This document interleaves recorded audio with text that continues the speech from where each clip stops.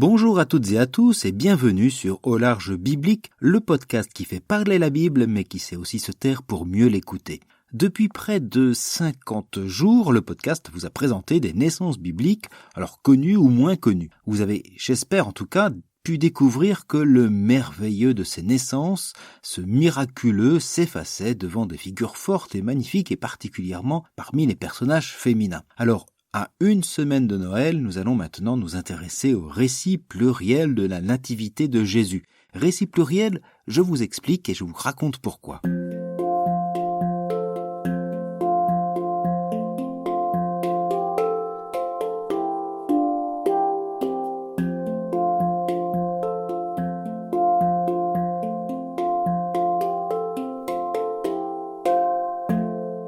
La naissance de Jésus, vous l'avez sans doute entendu ou vu, alors notamment à travers, vous savez, ces histoires imagées ou les dessins animés de votre enfance ou encore devant les crèches de Noël. Les tables, l'âne et le bœuf, les bergers, les mages, etc. Ces représentations de la nativité puisent dans les évangiles mais aussi dans la tradition populaire et les écrits tardifs de ce qu'on appelle les évangiles apocryphes dont certains racontent l'enfance de Jésus mais datent parfois du IVe siècle et commentent ou glosent les récits évangéliques. Alors, sur quoi s'appuyer ?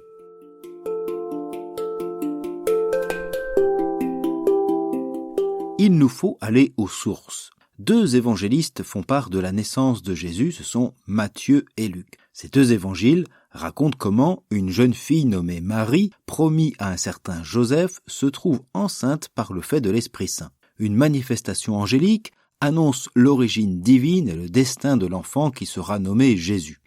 Mais Matthieu et Luc ont deux manières de raconter cette histoire. Chez Luc, l'ange apparaît à Marie. Chez Matthieu, il se manifeste à Joseph. À la naissance de l'enfant, des bergers viennent le voir suite à une manifestation angélique. Alors ça, c'est chez Luc. Chez Matthieu, ce sont les mages, guidés par une étoile, qui viennent l'adorer. Chez Saint Luc, Marie et Joseph, originaires de Nazareth, se rendent à Bethléem à cause d'un recensement. Ne trouvant pas de place pour eux, le nouveau-né aura pour berceau une mangeoire. Chez Matthieu, c'est un peu différent car tout commence à Bethléem, dans une maison, et après la naissance, le couple et son enfant fuient en Égypte et trouveront refuge plus tard à Nazareth. Ah, j'oubliais aussi de vous dire, ni chez Luc ni chez Matthieu vous ne trouverez d'âne ou de bœuf. Mais pourquoi y a-t-il tant de différences ?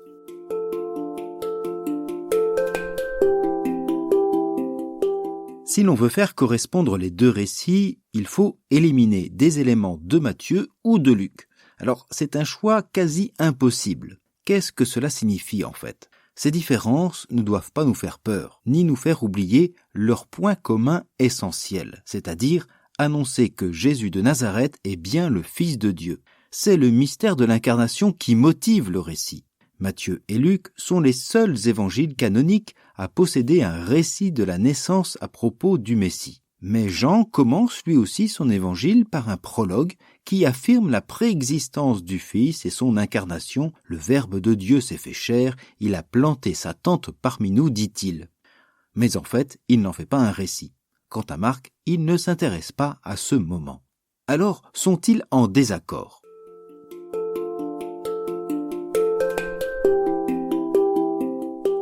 En fait, parler de désaccord est assez inexact. Matthieu et Luc sont convaincus de la naissance virginale et divine de Jésus, mais ne l'expriment pas de la même manière. En tout cas, telle est leur foi. Leur récit essaie d'en faire comprendre le sens et d'affirmer l'identité divine du Nazaréen.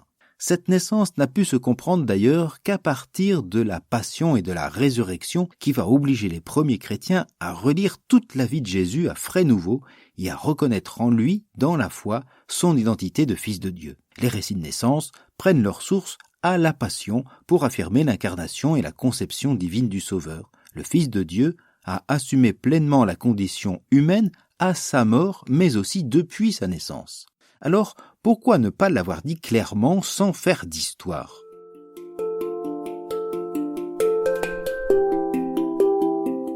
Le récit narratif est le meilleur moyen d'illustrer les conceptions théologiques un peu compliquées en leur faisant rejoindre ici une réalité. L'incarnation, ce n'est pas de l'ordre de la rhétorique pour les évangélistes, il s'agit d'un événement. Mais ce n'est pas le seul ou le principal enjeu. À l'époque où ces récits de nativité ont été écrits, raconter la vie d'un homme illustre supposait que l'on rapporte son origine géographique et généalogique. Et ces récits avaient pour but de souligner le destin grandiose du futur héros, notamment en faisant mention d'une intervention divine ou mystérieuse. Vous l'avez entendu d'ailleurs dans les épisodes précédents.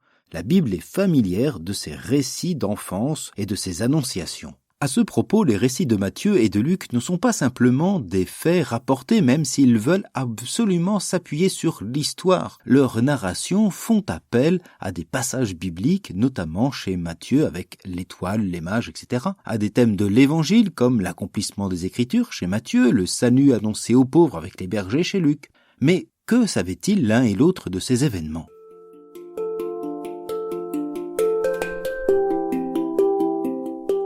Il faut prendre le problème à l'envers. En réalité, toute l'histoire de ce commencement est orientée vers la fin. Les récits de naissance et d'enfance de Jésus sont aussi en quelque sorte des mises en abîme de la passion. L'enfant à venir ou déjà né doit subir les dangers et devra en sortir victorieux. Alors c'est très clair chez Matthieu avec le terrible personnage d'Hérode qui veut tuer l'enfant. Plus subtil, c'est vrai, chez Luc qui évoque l'abaissement du Christ nouveau-né couché dans une mangeoire par exemple. Les récits de la Nativité servent donc à montrer combien Dieu s'implique aux côtés de l'humanité qu'il rejoint en son Fils. Mais ils visent surtout à rendre compte combien cette incarnation devient l'accomplissement de la promesse et de la parole de Dieu. Chez Matthieu, c'est tout le récit qui est empli d'écritures, et les écritures sont même ouvertes et scrutées dans le récit. Elles sont omniprésentes pour montrer, dans ce milieu juif et judéo-chrétien de l'évangéliste, combien la naissance virginale de Jésus ne sort pas de l'imagination des disciples, mais correspond au dessein originel de Dieu, révélé par les écrits de Moïse et des prophètes. Je vous cite un exemple.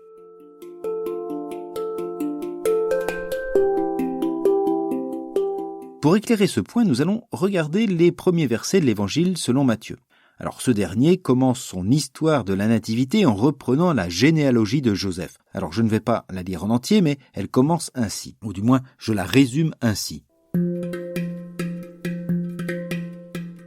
Chapitre 1, verset 1 de l'Évangile de Matthieu. Livre de la genèse de Jésus-Christ, fils de David, fils d'Abraham. Abraham engendra Isaac, Isaac engendra Jacob, Jacob engendra Juda et ses frères, Juda engendra Pharès et Zara de Tamar. Plus loin, Salmon engendra Boz de Rahab, Boz engendra Jobed de Ruth, Jobed engendra Jessé et Jessé engendra le roi David. David engendra Salomon de la femme d'Uri et Salomon engendra Roboam, etc. Amon engendra Josias, Josias engendra Jéconias et ses frères, ce fut alors la déportation à Babylone. Après la déportation à Babylone, Jéconias engendra Salatiel, etc., etc., etc. Jacob engendra Joseph, l'époux de Marie, de laquelle est né Jésus que l'on appelle Christ. Le nombre total des générations est donc 14 d'Abraham à David, 14 de David à la déportation de Babylone, 14 de la déportation de Babylone au Christ. Alors, la lecture que j'ai résumée paraît déjà fastidieuse et fort heureusement, ce dernier verset nous donne une clé de lecture importante. On y entend 3 cycles et 4 femmes.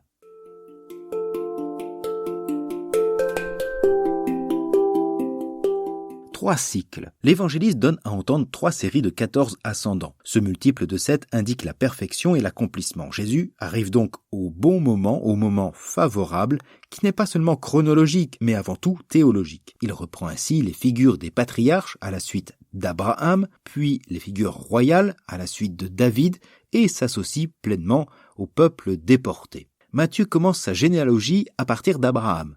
L'homme juste face à l'alliance, Jésus en sera le digne successeur. Le cycle suivant est concentré sur les figures royales introduites solennellement par le roi David. Comme pour Abraham, c'est le premier nom qui compte, il a une valeur exemplaire. Avec David, la venue de Jésus endosse une tenue royale. Le 3e cycle commence non pas par un nom, mais par un événement, celui de la déportation des fils d'Israël à Babylone. C'est la référence au plus grand cataclysme de l'histoire d'Israël, un peuple déchiré, sous l'emprise païenne, sans temple, sans roi.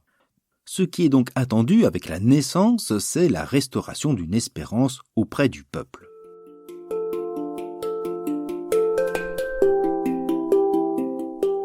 Regardons maintenant ces femmes qui ont été mentionnées dans la généalogie. Effectivement, Matthieu a cette particularité de faire mention à 4 femmes dans la généalogie de Joseph, ici, sans compter Marie. Il s'agit de Tamar, Rahab, Ruth et la femme d'Uri le Hittite. Tamar est une héroïne du livre de la Genèse, au chapitre 38.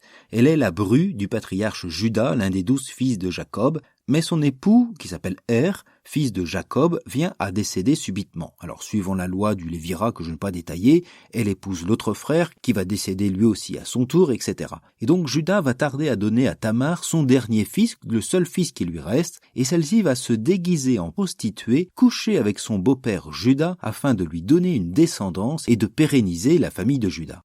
La seconde femme à être citée, c'est Rahab, qu'on trouve dans le livre de Josué au chapitre 2 et au chapitre 6. C'est une prostituée de la ville païenne de Jéricho qui va aider les espions hébreux de Josué à faciliter la prise de la ville. En remerciement de ses actes, celle-ci fut accueillie au sein même du peuple d'Israël.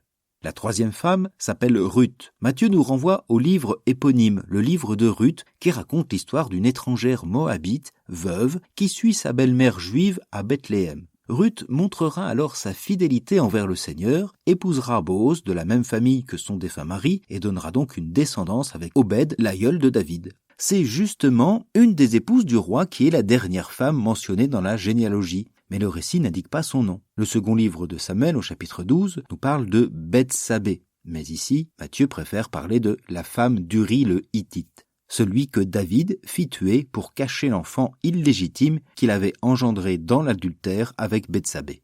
Alors pourquoi Matthieu a-t-il choisi ces 5 femmes-là ?